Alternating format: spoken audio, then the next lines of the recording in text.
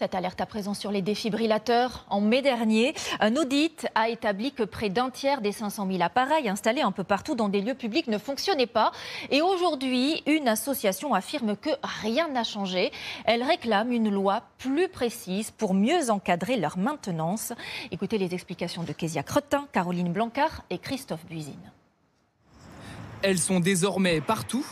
Mais savez-vous à quoi servent ces boîtes vertes ? C'est pour aider quelqu'un qui aura un gros problème cardiaque. Un défibrillateur apparemment. C'est bien ça. En France, on en compte 500 000. Problème, selon une étude parue l'année dernière, 1 sur 3 serait hors service. Ça devrait être indiqué inutilisable. Je trouve ça grave, Est-ce qu'il a été essayé par quelqu'un, par curiosité? Non, on ne sait pas. Tester les défibrillateurs, c'est le travail de Romain Guironnet. Il est employé par l'entreprise à l'origine de l'étude.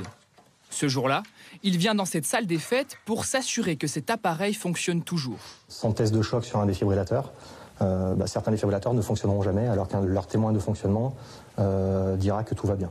Donc là, je vais simuler une fibrillation et je vais m'assurer que le défibrillateur envoie bien un choc sur une fibrillation.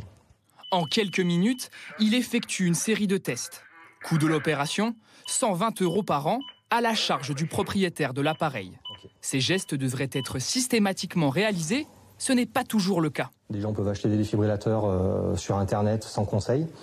Et malheureusement, on a beaucoup de sociétés qui font de la vente et qui disent que la maintenance n'est pas obligatoire. Ces sociétés ont tort. Cette maintenance est obligatoire, mais la fréquence des contrôles n'est pas précisée. Cette association milite pour plus de clarté. Son contenu, actuellement, il est très vague. Les textes, c'est suivre les recommandations du fabricant. Il faudrait que tout le monde fasse ça de la même manière, avec un protocole clair, précis, et qu'il y ait une visite annuelle.